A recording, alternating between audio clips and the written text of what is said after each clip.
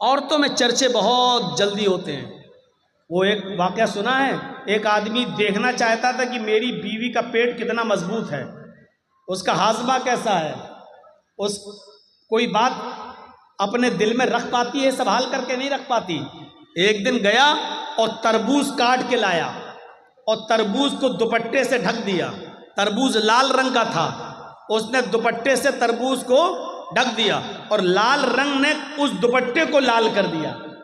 اور ایسے لے کر وہ اپنے گھر میں گھسا. اس کی بیوی نے کہا یہ کیا ہے؟ اس نے کہا چپ چپ چپ چل رک. وہ گیا اور الماری میں اس نے تربوز رکھ دیا، کٹا ہوا تربوز. بیوی نے کہا دے کیا ہے اس میں، دکھاؤ مجھے کیا ہے، کیا لے کے آئے ہو؟ اس نے کہا دیکھو تم میری بیوی ہو، تمہیں ہم صحیح سے بتا دیتے، بیوی سے کوئی بات چھپانی نہیں چاہیے.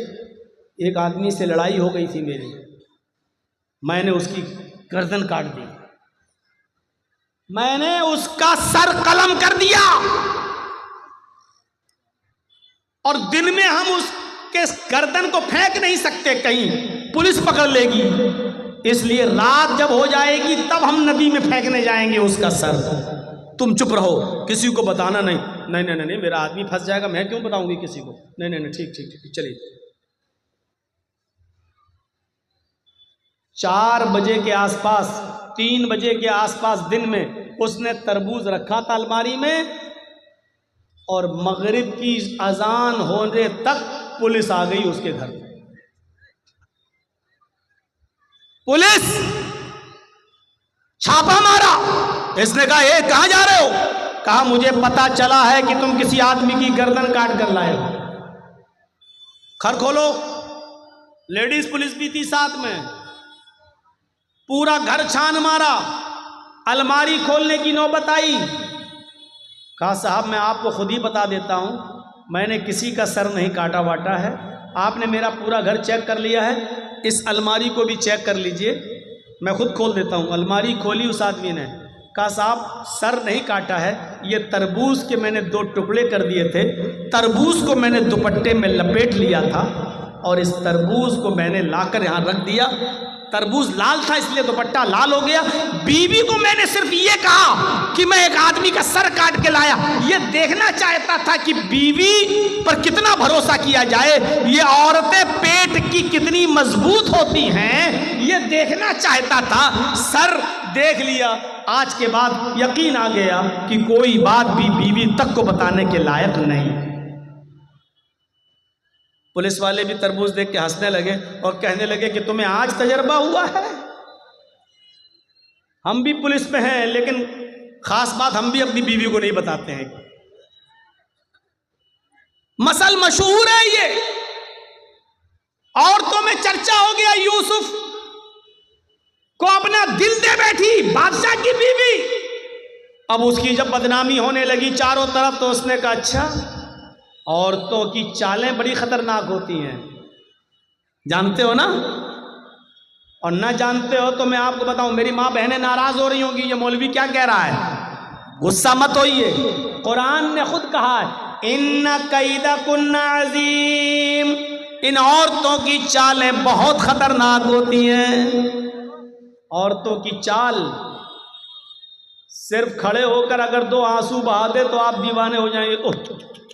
کتنا ظلم ہوا ہے بیچاری پر، دیکھو بیچاری کیسے رو رہی ہے. ارے اس کے آنسو ہی میں تو سارے ظلم چھپے ہوئے ہیں. کتنی جلدی آدمی 4 طرف آدمی اور کھڑا ہو، وہ عورت رو دے بیچ میں تو چاروں کو ہمدردی آ جائے گی. بہن روتے نہیں ہیں، ارے نہیں سب اس سے ہمدردی کرنے لگیں گے. قرآن کی آیت پر اعتبار کریے.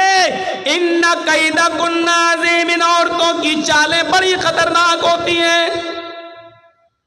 اب بادشاہ مصر کی بیوی نے چال چلی، ساری عورتوں کی دعوت دے دی، ساری عورتوں کو بٹھا دیا، ایک ایک پھل سب کو سامنے پھل رکھ دیے، ایک ایک چھری دے دی اور کہا جاؤ پھل کھاؤ. ساری عورتیں کاٹ کاٹ کے پھل کھانے لگیں. ادھر یوسف سے کہا یوسف ان کے سامنے سے گزر جاؤ. یوسف علیہ السلام ان عورتوں کے سامنے سے گزرے. ان عورتوں نے جیسے ہی دیکھا یوسف علیہ السلام کے حسن کو، ان کی خوبصورتی کو، ادھر دیکھا ادھر پھل کے بجائے ہاتھوں پر انگلیاں چھریاں چلا دی، انگلی کٹ رہی ہے. اور وہ دیکھتی چلی آ رہی ہیں، انگلی کٹ رہی ہے لیکن دیکھ رہی ہیں، تکلیف نہیں ہو رہی ہے۔ کبھی کبھی آپ بہت تیز ایکسیڈنٹ کر جائیں اور آپ کا سر کسی دیوار سے بہت تیز ٹکرا جائے تو اس وقت آپ کو تکلیف نہیں ہوگی، 15 منٹ کے بعد، 20 منٹ کے بعد، آدھے گھنٹے کے بعد آپ کو درد کی تکلیف ہوگی۔ ایسے ہی یہ عورتیں یوسف کے حسن کو دیکھ کر شستر رہ گئیں، ہاتھوں کی انگلیاں کٹ کٹ کے زمین پر گر رہی ہیں، لیکن ان عورتوں کو تکلیف نہیں ہو رہی ہے۔ اور انگلی کٹی نہیں تھی ایسے چھری چل گئی ہو نا، تھوڑی سی کٹ گئی، نہیں، قطعن ایدیہن، عربی زبان میں قطع یقطع کے معنی کاٹنا اور قطع یقطع تختی کے معنی ہوتے ٹکڑے ٹکڑے کرنا۔ ان عورتوں نے اپنی انگلیاں کاٹی نہیں تھیں بلکہ کٹ کٹ کے گرنے لگی، ٹکڑے ٹکڑے ہونے لگی۔ الفاظ کی زیادتی معنی کی زیادتی پر دلالت کرتی ہے۔ ان عورتوں کی انگلیاں کئی جگہ سے کٹی اور چیخ کر کہنے لگی ما ھذا بشرا، ما ھذا بشر، یہ کوئی انسان ہے ہی نہیں۔ آئے بادشاہ مصر کی بیوی، تو کس کو دکھا رہی ہے؟ یہ تو انسان لگتا ہی نہیں ہے۔ ان ھذا الا ملک کریم، یہ تو کوئی بزرگ فرشتہ نظر آتا ہے، یہ تو کوئی فرشتہ دکھائی دیتا ہے، فرشتہ دکھائی دیتا ہے۔ یعنی ابھی صرف بادشاہ مصر کی بیوی کا دل تھا، اب مصر کی ساری عورتوں کا دل آ گیا۔ اب ساری چاہنے لگی یوسف میرے ہو جائیں، یوسف ہماری طرف مائل ہو جائیں۔ اب بادشاہ کی بیوی نے کہا دیکھا تم تانے مارتی ہو نا، اب بتاؤ میرا کیا قصور ہے، بتاؤ میری کیا غلطی ہے؟ جو میں چاہتی ہوں یوسف سے وہی تو تم لوگ بھی چاہ رہی ہو، بتاؤ میرا کیا قصور ہے؟ اور وہی دھمکی دی بادشاہ کی بیوی نے۔ ذرا دھمکی سنیے۔ آئے عورتوں، آئے مصر کی، مصر والیوں، اگر اس لڑکے نے، اس جوان نے، اس یوسف نے اگر میرا ارادہ پورا نہیں کیا، میری بات نہیں مانی، اشارہ آپ سمجھ رہے ہوں گے، آئے مصر کی عورتوں، اگر یوسف نے میری بات نہ مانی، اگر میرا ارادہ پورا نہ کیا، میری بات نہ مانی اور میرے ساتھ وہ کام نہیں کیا جو میں چاہتی ہوں، اگر یہ میرے قریب نہ آیا تو اس کو سخت سے سخت سزا دلواؤں گی یا جیل کے اندر سڑوا دوں گی۔ جیل کے اندر سڑے گا، یہ جیل کے اندر اپنی پوری زندگی گزارے گا۔ جب یوسف علیہ السلام کو یہ دھمکی ملی کہ یہ کہہ رہی ہے اگر اس نے میری بات نہ مانی تو سخت سے سخت سزا دلواؤں گی یا جیل میں سڑا دوں گی، تو آسمان پہ نظریں ڈالی یوسف علیہ السلام نے اور اپنے رب کو پکار کر کیا فرمایا؟ رب السجن احب الی مما یدعوننی الیہ، اے میرے رب، اے میرے پروردگار، مجھے جیل کی زندگی زیادہ محبوب ہے، مجھے جیل میں جانا زیادہ پسند ہے، مجھے جیل میں رہنا زیادہ گوارا ہے، میں جیل میں پوری زندگی گزار لوں گا، مجھے جیل میں جانا زیادہ محبوب ہے، پسند ہے، لیکن وہ کام کرنا میں تیار نہیں، وہ کام گوارا نہیں جس کام کے لیے یہ عورتیں مجھے بلا رہی ہیں۔ یعنی ایک نہیں بلا رہی تھی، کئی عورتیں بلا رہی تھی ساری، تو کیا کہا؟ اے اللہ، جیل میں جانا پسند ہے لیکن وہ کام کرنا پسند نہیں جس کی طرف یہ مجھے بلا رہی ہیں۔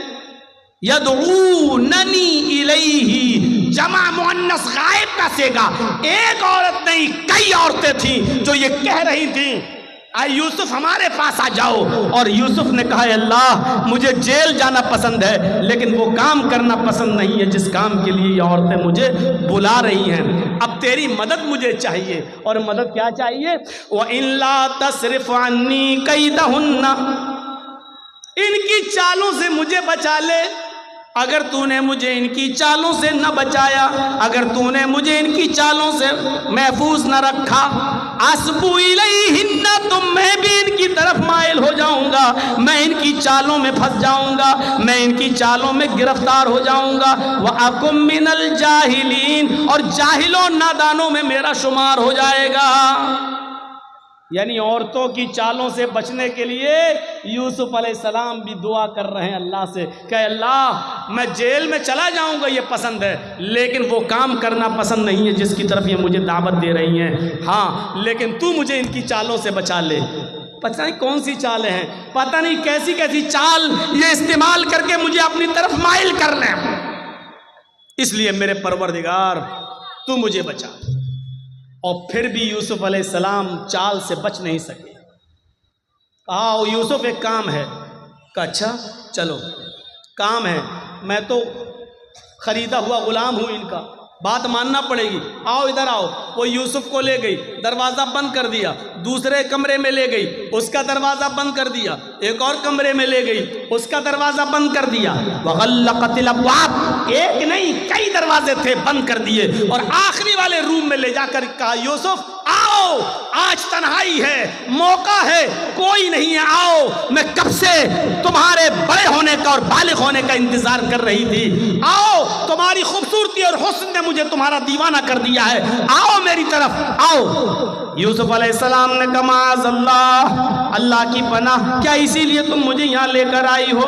وہاں سے بھاگتے ہیں، عورت بھی پیچھے پیچھے بھاگتی ہے، پہلے دروازے سے بھاگنے میں کامیاب ہو گئے، دوسرے دروازے پہ پہنچے، عورت بھی پیچھے پیچھے بھاگ رہی ہے، دوسرے دروازے سے نکلنے میں کامیاب، تیسرے دروازے پر پہنچتے ہیں، دروازہ پکڑ کے کھول ہی رہے ہیں کہ پیچھے سے عورت آتی ہے اور ان کی قمیص پکڑ کے کھینچتی ہے، پیچھے سے قمیص پھٹ جاتی ہے، پیچھے سے کرتا پھٹ جاتا ہے، یوسف علیہ السلام کا پیچھے سے کرتا پھٹتا ہے، سامنے کا دروازہ کھلتا ہے، دروازہ کھلتا تو کیا دیکھتے ہیں، اس عورت کا شوہر کھڑا ہے، بادشاہ سامنے کھڑا ہے۔ اس عورت نے فوراً الزام لگاتے ہوئے فرمایا اے میرے سرتاج، اے میرے شوہر، جو تمہاری بیوی پر غلط نظر ڈال کر اس کے ساتھ برے کام کے ارادے سے اندر داخل ہو جائے، بتاؤ اس کی سزا کیا ہونی چاہیے سوائے جیل کے؟ مکر و فریب کر کے یوسف علیہ السلام کو جیل پہنچا دیا۔ مفسرین کا اختلاف ہے، کسی نے لکھا 7 سال جیل میں رہے، کسی نے لکھا 10 سال جیل میں رہے، بہرحال ایک لمبی مدت جیل میں کاٹی، خواب کی تعبیر کا علم دیا گیا، ادھر مصر میں قحط پڑ گیا، بادشاہ بڑا پریشان، بتایا گیا خواب کی تعبیر کے بارے میں، یہ جیل میں ایک نوجوان ہے جو بتاتا ہے، بہرحال بادشاہ نے کہا اس کو وہاں سے آزاد کرو، جو خواب کی تعبیر بتاتا ہے وہی اس کا انتظام بھی کرے گا، اور ان کو جیل سے نکالا گیا اور ملک مصر کا بادشاہ بنا دیا گیا۔ جب ملک مصر کا بادشاہ بنائے گئے، یوسف علیہ السلام مصر کے بادشاہ بن گئے، تو یوسف علیہ السلام کے پاس ایک قمیص تھی، اب آپ غور کرو، چھوٹے سے تھے کنویں میں ڈالے گئے، پھر بیچے گئے، پھر بڑے ہوئے، مختلف مراحل سے گزرے، 10 سال 7 سال یا 10 سال جیل میں رہے، کتنے سال وہ اپنے ماں باپ سے دور رہے۔ اب جب مصر کے بادشاہ بنے تو اپنے باپ کے پاس ایک آدمی کو بھیجا، کرتا تھا اپنا، قمیص یہ اتاری اور دیا کہ لو اس کرتے کو فلاں فلاں بستی میں لے جاؤ، اور یعقوب نام کا ایک بوڑھا آدمی تمہیں ملے گا، یہ قمیص اس بوڑھے آدمی کو دے دینا، وہ پہچان لے گا یہ قمیص کس کی ہے۔ یوسف علیہ السلام جو چیز بتانا چاہتا ہوں میرے ساتھیوں کو سنو، جو چیز میں بتانا چاہتا ہوں اب سنو، وہ قاصد، وہ دودھ، وہ ایلچی جب یوسف علیہ السلام کی قمیص لے کر ان کے باپ کے پاس پہنچا، کہنے لگا مصر کے بادشاہ نے یہ قمیص آپ کو دی ہے اور کہا ہے کہ یہ قمیص دیتے ہی وہ مجھے پہچان لیں گے یہ قمیص کس کی ہے۔ بادشاہ نے، وہ یعقوب علیہ السلام نے ایسے قمیص لی، دیکھا، آنکھیں کمزور تھیں، نگاہیں کام نہیں کر رہی تھیں، اس قمیص کو ایسے ناک پہ رکھ کے سونگا، کہنے لگے یہ تو یوسف کی قمیص ہے، آئے قاصد یہ تو یوسف کی قمیص ہے، میں جانتا ہوں، ابھی یہ نہیں بتایا کہ وہ میرا بیٹا ہے، اور ادھر یوسف نے نہیں بتایا کہ یعقوب میرے باپ ہے، یہ قمیص تو یوسف کی ہے۔ کہا جی انہوں نے لے کے بھیجا ہے مجھے۔ تو یعقوب علیہ السلام نے جو پہلا سوال کیا اس سوال پر غور کرو، اپنے بچوں کو پڑھاتے ہو نا، سنو، یوسف علیہ السلام نے جو پہلا سوال کیا وہ سوال کیا تھا؟ کیف ترکتہ، تم نے یوسف کو کس حال میں چھوڑا؟ تم نے یوسف کو کس حال میں چھوڑا؟ قاصد نے جواب دیا ترکتہ ملک مصر، میں نے تو ان کو ملک مصر کا بادشاہ دیکھا ہے، یعنی وہ تو اس وقت بادشاہ ہیں ملک مصر کے۔ کس حال میں چھوڑا؟ کیا وہ تو بادشاہ ہیں مصر کے؟ یہ قمیض بادشاہ نے دی، مصر کے بادشاہ نے۔ یعقوب علیہ السلام کی آنکھوں میں آنسو، پڑھیے تفسیر ابن کثیر و معالم التنزیل۔ یعقوب علیہ السلام نے روتے ہوئے کہا لا اسألکم عن ھذا، نہیں تم سمجھے نہیں، میں یہ نہیں جاننا چاہتا کہ وہ ایم ایل اے ہے، ایم پی ہے، راج سبھا کا سانسد ہے، چیف منسٹر ہے، پرائم منسٹر ہے، بادشاہ ہے، چیئرمین ہے، کیا میں یہ نہیں جاننا چاہتا؟ اگر آپ کو پتا چل جائے کہ آپ کا بیٹا چیف منسٹر ہو گیا کتنے خوش ہوں گے؟ آپ کو پتا چل جائے کہ آپ کا بیٹا M L A M P ہو گیا تو آپ کتنے خوش ہوں گے؟ یوسف علیہ السلام کے بارے میں جب ان کے باپ یعقوب کو پتا چلا کہ میرا بیٹا ملک مصر کا بادشاہ بن گیا تو خوش نہیں ہوئے۔ کیا کہتے ہیں؟ لا اسألکم عن ھذا، میرا بیٹا کیا بن گیا میں یہ نہیں جاننا چاہتا۔ ارے وہ کیا بن گیا مجھے یہ نہیں معلوم، میں یہ جاننا چاہتا ہوں۔ اسألکم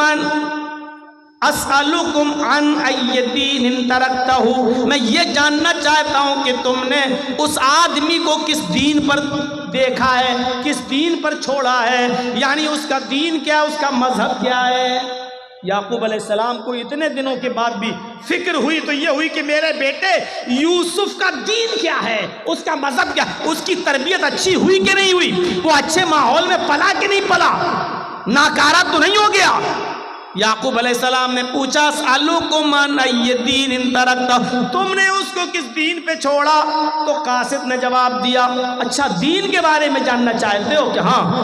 کہا قال یشہد ان لا الہ الا اللہ، میں اس کا دین نہیں جانتا، بس اتنا جانتا ہوں کہ وہ لوگوں سے یہ کہتا ہے کہ اللہ کے علاوہ کوئی معبود نہیں، وہ لوگوں سے یہ کہتا ہے کہ ایک اللہ کی عبادت کرو، اللہ کے علاوہ تمہارا کوئی معبود نہیں، اسی کی عبادت کرو، اسی کو سجدہ کرو، اسی سے مانگو۔ یعقوب علیہ السلام کہتے ہیں الحمدللہ، میں اپنے بیٹے کی تربیت سے خوش ہوں کہ اس حال میں اور بادشاہ بننے کے بعد بھی، مختلف مراحل سے گزرنے کے بعد بھی وہ اپنے رب کو نہیں بھولا، وہ اپنے اللہ کو نہیں بھولا۔ تو قرآن کی تعلیم اللہ کی معرفت انسان کو بتاتی ہے، یہ ہونا چاہیے ایک باپ کی ذمہ داری۔ آپ کا بیٹا ایم ایل اے، آپ کا بیٹا ایم پی، آپ کا بیٹا چیئرمین، آپ کا بیٹا پرمکھ، آپ کا بیٹا سباسد، آپ کا بیٹا سب کچھ، لیکن یہ بتاؤ کہ آپ کے بیٹے کی تعلیم کیا ہے، آپ کے بیٹے کا مذہب کیا ہے، آپ کے بیٹے کی دعوت کیا ہے، اس کا دین کیا ہے؟ کیا وہ یشہد ان لا الہ الا اللہ پڑھتا یا نہیں پڑھتا، ایک اللہ کی عبادت کرتا یا نہیں کرتا، یہ چیز ضروری ہے۔ اور جب آدمی یہ جان لے کہ ایک اللہ ہے، اسی کی عبادت کی جائے گی، تو پھر وہ اللہ کے علاوہ کسی کو رازق نہیں سمجھتا، اللہ کے علاوہ کسی کو سجدہ نہیں کرتا، پھر اللہ کے علاوہ وہ کسی سے ڈرتا نہیں، کیونکہ اس نے اللہ کو اپنا معبود مان لیا ہے۔ آج کے اس دور میں جگہ جگہ پر برائیوں کا جال بچھا ہوا ہو، جگہ جگہ پر برائیوں نے اپنے پیر پھیلا لیے ہوں، ذرا بتائیے، آپ نکل کے دیکھ لیجئے ابھی اسی جلسے میں، اور تھوڑا سا باہر نکل کر جا کے نمائش دیکھ لیجئے، میلہ دیکھ لیجئے، جھولے دیکھ لیجئے، اسی میں ایک طرف دین کے نام پر جلسہ اور دوسری طرف میلہ اور ٹھیلا، اور دیکھیے کہ اس بازار میں آپ کو مردوں سے زیادہ عورتیں سامان خریدتے ہوئے نظر آ جائیں گی، اپنے بچوں کو جھولا جھلاتے ہوئے نظر آ جائیں گی، اور مردوں کا عورتوں کا اختلاط ایسی جگہ پر ہوتا ہے۔ جو اسلام ہمیں یہ کہتا ہے کہ عورت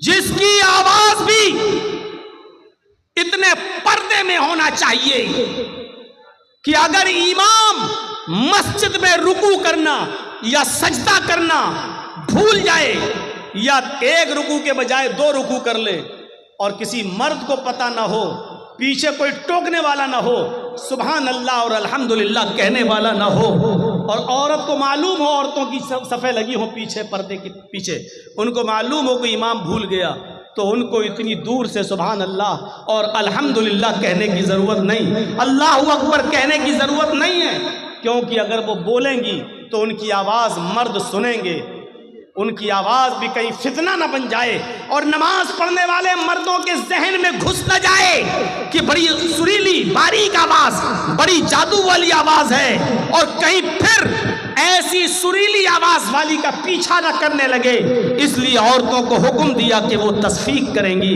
یعنی سبحان اللہ اللہ اکبر نہیں کہیں گی، بلکہ وہ تالی بجائیں گی، ایسے ہیں یا ایسے، اور اس آواز کو جب امام سنے گا تو سمجھ جائے گا کہ میں بھول گیا۔ غور کر رہے ہیں؟ سبحان اللہ کتنا اچھا جملہ ہے، اللہ اکبر کتنا پیارا جملہ ہے، زمین و آسمان نیکیوں سے بھر جاتے ہیں، لیکن عورتوں کو یہ جملہ بھی زور سے بولنے کی اجازت نہیں ہے، مسجد کے اندر بھی، جب مسجد کے اندر بھی بولنے کی اجازت نہیں ہے تو باہر جلیبی والوں سے جلیبی خریدنے کے لیے 1 کلو دے دو، آدھا کلو دے دو، یہ تمہیں پرمیشن کہاں سے مل گئی؟ دکاندار پہ جاؤ، دکان پہ شاپنگ خریدنے کے لیے اور بحث کرو، صاحب تم تو اتنے کا دے رہے ہو، بغل والا تو اتنے کا دے رہا ہے، بحث کرو یہ کہاں سے تمہیں پرمیشن مل گئی؟ آج کے سریانیت کے دور میں قدم قدم پر میرے بھائیوں وہ دور یاد کرو کہ ابو بکر صدیق نے صرف 1 کھجور کھا لیا تھا بس، اور جب اس کے غلام نے کہا کہ یہ کھجور تو میں کہانت گڑھ کے لایا ہوں، کسی کو میں نے کہہ دیا تھا کہ تمہاری بیوی کو بیٹا ہوگا، آج اس کو بیٹا ہوا ہے تو وہ خوشی میں ہم کو دے گیا، کہا اچھا یہ تو اللہ کو معلوم ہے بیٹا ہے کہ بیٹی ہے، تم نے کیسے بتا دیا؟ کہا وہ تو میں نے دھول میں لاٹھی ماری اور اس کے گھر میں بچہ پیدا ہو گیا۔ ابو بکر صدیق پانی پیتے گئے اور حلق میں انگلی ڈالتے گئے اور قے کرتے گئے، پھر انگلی ڈالی، پھر قے کیا، اور جب تک پورا کھجور جو کھا لیا تھا نکال نہیں دیا تب تک سکون نہیں ملا، اور بعد میں کہا حرام کا 1 لقمہ اگر کوئی کھاتا ہے، 1 لقمہ، تو اللہ تعالیٰ اس کے دل کو سیاہ کر دیتا ہے، سیاہ کالا کر دیتا ہے، اور جب تک وہ توبہ نہ کر لے اللہ اس نقطے کو مٹاتا نہیں ہے، توبہ کر لیتا ہے تو نقطہ مٹا دیتا ہے، اور توبہ نہیں کرتا تو وہ نقطہ بڑھتے بڑھتے پورے دل کو کالا کر دیتا ہے۔ آج قدم قدم پر آپ دیکھ لیجئے، ہم کو ایک واشنگ مشین خریدنا ہے، واشنگ مشین والا کہہ رہا ہے صاحب واشنگ مشین 15,000 کی ہے، آپ ایسا کرتے ہو کہ نہیں کرتے ہو؟ صاحب 15,000 روپے تو نہیں ہیں، 5,000 روپے لے لو اور بقیہ قسطیں باندھ لو، اور قسطیں باندھ دی گئی، قسطیں باندھ دی گئی، اب وہ بھلے ہی 15,000 کی جگہ اب 16,000 دے رہے ہیں، کیونکہ وہ آپ نے ایک لون لے لیا ہے، اب آپ کو ہر مہینے 500 روپیہ 1,000 روپیہ آپ کو دینا پڑ رہا ہے۔ میرے پیارے ساتھیوں یہ چیز شریعت کے اندر جائز نہیں ہے، کیونکہ ایک چیز یہ ہوتی ہے کہ یہ 4 ویلر ہے، گاڑی ہے 4 ویلر، یہاں گورنمنٹ نے وہ لگا دیا ہے، انکم ٹیکس سے جڑا ہوا ہے معاملہ، یہ گاڑی 15 لاکھ روپے کی ہے، جرجی صاحب اگر ڈائریکٹ 15 لاکھ کیش دے رہے ہیں تو انکم ٹیکس کو جواب دینا پڑے گا، یہاں لون لینا جائز ہے، انکم ٹیکس سے بچنے کے لیے یہاں لون لینا جائز ہے، 5 لاکھ روپے دے کر بقیہ 10 لاکھ روپے کا لون کر دینا تاکہ انکم ٹیکس سے ہم بچ سکیں، یہاں لون لینا جائز ہے، کیونکہ گورنمنٹ کی نظر میں آپ آ جا رہے ہیں تو یہ مجبوری ہے یہاں، لیکن ہمارے پاس یہ موبائل خریدنے کا پیسہ ہے، یہ موبائل 15,000 کا ہے، میرے پاس 15,000 روپے ہیں بھی، لیکن اس کے باوجود بھی ہم 5,000 دے کر 1,000 روپے مہینہ ہم بعد میں آپ کو دیں گے، تو یہ چیز جائز نہیں ہے۔ آج قدم قدم پر ایسی برائیاں ہمیں دیکھنے کو ملتی ہیں، آج ہم حرام کے کس لقمے تک پہنچ چکے ہمیں پتہ نہیں ہے، ہم نماز بھی پڑھ رہے ہیں اور حرام لقمے بھی کھا رہے ہیں۔ حضرت عائشہ فرماتی ہیں تمہاری کمر کمان کی طرح جھکی کیوں نہ جائے، دعائیں کرتے کرتے یعنی تم بوڑھے کیوں نہ ہو جاؤ، جب تک تم حلال لقمہ نہیں کھاؤ گے اور حرام لقمہ نہیں چھوڑو گے، اللہ تمہاری دعا کو تمہارے سر سے اوپر نہیں لے جائے گا۔ کریڈٹ کارڈ ابھی پوچھو نا تو بڑے بڑے لوگوں کے پاس کریڈٹ کارڈ ملے گا۔ کریڈٹ کارڈ کی حیثیت کیا آپ کو معلوم ہے؟ کریڈٹ کارڈ، بینک آپ کے بیلنس کو دیکھتے ہوئے کریڈٹ دیتی ہے آپ کو۔ کریڈٹ کارڈ 1 لاکھ روپے آپ کو ادھار دے دیا گیا، آپ نے لے لیا، ایک لمٹ ہوتی ہے، اس لمٹ میں آپ کو وہ بینک میں اتنا پیسہ دینا ہے تب تو ٹھیک، اور جیسی وہ لمٹ نکلی آپ کے اوپر پرسنٹیج لگنا شروع ہو گیا، آپ کو اب مزید دینا پڑے گا۔ اب 1,05,000 دینا ہے، 1,10,000، کیونکہ آپ نے لمٹ کے اندر آپ نے پیسہ جمع نہیں کیا۔ کوئی بینک آپ کو 1 لاکھ روپیہ ادھار کیوں دے گی؟ آپ کو کیوں دے گی 2 لاکھ؟ آپ کو کیوں دے گی 1 لاکھ؟ وہ جانتی ہے کبھی نہ کبھی تو آپ ایسا کریں گے کہ وقت پر نہیں دے پائیں گے، کبھی مجبوری ہوگی آپ کے ساتھ، اور جہاں مجبوری میں آپ نے ایک قسط بھی جمع نہیں کی وہیں سے آپ کے اوپر بیاج لگنا شروع ہوگا۔ اسی لیے علماء نے بالاتفاق فتویٰ دیا ہے کہ کریڈٹ کارڈ بنوانا جائز نہیں ہے، اور کریڈٹ کارڈ ناجائز ہے۔ اب آپ اندازہ لگائیے، تو ہمیں یہ علمی یہ مدرسوں سے یہ چیزیں ملیں گی آپ کو، یا گہرا مطالعہ کیجئے۔ آج ہر زبان میں کتابیں چھپ چکی ہیں، ہر زبان میں کتابیں آ چکی ہیں، آپ اسلام کا مطالعہ کیجئے، حلال اور حرام کو دیکھیے۔ میرے بھائیوں، قدم قدم پر آپ کو حرام اور حلال کی تمیز آج اٹھ چکی ہے، قدم قدم پر دیکھنے کو ملے گا۔ تو باپ اپنی اولاد کی اچھی تربیت کرتا ہے، ماں بھی اپنی اولاد کی اچھی تربیت کرتی ہے۔ تذکرۃ الحفاظ میں علامہ شمس الدین ذہبی نے نقل کیا ہے کہ ایک عورت تھی جس کے گھر جب بچہ پیدا ہوا، ایک عورت تھی جس کے گھر میں ایک بچہ پیدا ہوا، جب وہ بچہ پیشاب کرتا تھا تو اس کی ماں اس کی شرمگاہ پر پانی ڈال دیا کرتی تھی۔ بچے نے پیشاب کیا، ماں نے پانی ڈال دیا، بچے نے پیشاب کیا، پھر ماں نے پانی ڈال دیا، ماں پانی ضرور ڈال دیا کرتی تھی۔ آج کل ہماری مائیں کیا کرتی ہیں؟ بچے کی پینٹ کی چین کھولی، بیٹا یہاں کھڑے ہو کے پیشاب کر لے، یہاں کھڑے ہو کے پیشاب کر لے، بیٹا کھڑے 5 سال 6 سال کا بچہ کھڑے ہو کے پیشاب، یہاں بچہ پیشاب کرتا، ماں پانی ڈال دیتی۔ پہلا دن تھا اس بچے کے چلنے کا، پہلا دن تھا بچے کے چلنے کا۔ بچہ جیسے ہی پہلا دن کھڑا ہوا اور اس کو چلنے لگا، اس کو پیشاب لگا، بچے نے ایسی پانی کا برتن اٹھایا اپنے کمزور ہاتھوں سے اور ایسے لنگڑاتے ہوئے دھیرے دھیرے چال سے گیا اور دروازے کے پاس جا کر بیٹھ گیا۔ ماں دور سے دیکھ رہی کہ دیکھے میرا بیٹا کیا کرتا ہے، وہ بیٹھ گیا، اس نے اپنا کپڑا خود اتار لیا، بیٹھ کے پیشاب کرنے لگا۔ اس کو معلوم نہیں کہ پیشاب کیسے ہوتا ہے، اس کو پتہ نہیں استنجا کیسے ہوتا ہے، اس کو پتہ نہیں پانی کس ہاتھ میں پکڑنا چاہیے اور شرمگاہ کس ہاتھ میں پکڑنا چاہیے، اس کو نہیں معلوم۔ اس کو صرف اتنا معلوم ہے کہ میری ماں میری شرمگاہ پہ پانی ڈال دیتی تھی، بس۔ اس نے پیشاب کیا اور پانی اپنی شرمگاہ پہ ایسے لیا اور ایسے ڈال دیا، اپنی شرمگاہ پر پانی ڈال لیا، ایسے لیا اور ایسے پانی انڈیل لیا۔ اس نے دھویا نہیں، وہ جانتا ہی نہیں، بچہ ہے چھوٹا، پہلا دن تھا چلنے کا۔ اس نے پانی اپنی شرمگاہ پہ ڈالا، ماں دور سے دیکھ رہی ہے، وہی اس کی آنکھوں میں آنسو آ جاتے ہیں اور روتے ہوئے کہتی ہے فزت برب الکعبہ، کعبے کے رب کی قسم میں کامیاب ہو گئی، اللہ کی قسم میں کامیاب ہو گئی۔ میں جو سکھانا چاہتی تھی اپنے بچے کو میں نے وہ سکھا دیا، میں جو سکھانا چاہتی تھی اپنے بچے کو میں نے سکھا دیا۔ میں یہی سکھانا چاہتی تھی کہ میرا بیٹا پینٹ کی چین کھول کے کھڑے ہو کر گدھے اور کتوں کی طرف پیشاب نہ کرے۔ میں نے بہت کچھ کہہ دیا ہے، گدھے اور کتوں کی طرح پیشاب نہ کرے۔ عقل مند ہوگے تو سمجھ گئے ہوگے کہ میں نے کیا کہا ہے، اور نہیں ہوگے تو ایک کان سے سن کے دوسرے کان سے اڑا دو گے۔ یہ تعلیم آپ کو ماں کی گود سے ملے گی۔ مدرس لیپ از فرسٹ کالج فار چلڈرین، ماں کی گود بچے کا پہلا مدرسہ ہے، یا ان دینی مدرسوں سے ملے گی۔ آپ بڑے بڑی یونیورسٹی دیکھ لو، پورنیہ میڈیکل کالج دیکھ لو، کشن گنج میڈیکل کالج دیکھ لو، جامعہ ملیہ JNU، بڑے بڑے کالجز اور یونیورسٹیز دیکھ لو، جہاں سے پڑھ کے نکلنے والے بڑے بڑے ڈاکٹروں کو، انجینئروں کو دیکھ لو۔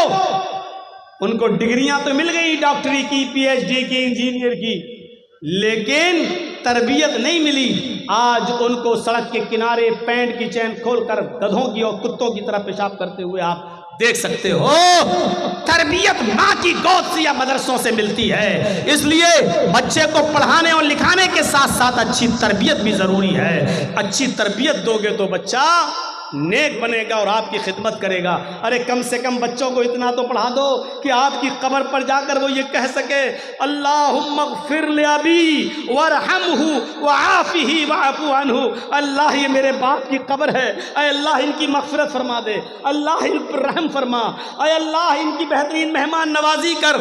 ارے اتنا تو سکھا دو کہ آپ کا بیٹا آپ کی قبر پر جا کر یہ دعا کر سکے اللہم آنسہ فی وحدتہ، اللہم آنسہ فی وحشتہ، اللہم آنسہ فی غربتہ۔ اے اللہ اس قبر میں میرا باپ ہے، اے اللہ اس تنہائی میں، اس تاریک میں، اس اندھیرے میں میرے باپ کے لیے میری باپ کو مانوس کر دے یہاں کے تنہائی سے، اے اللہ میرے باپ کو مانوس کر دے یہاں کی وحشت سے، خطرناک کیڑے اور مکوڑوں سے۔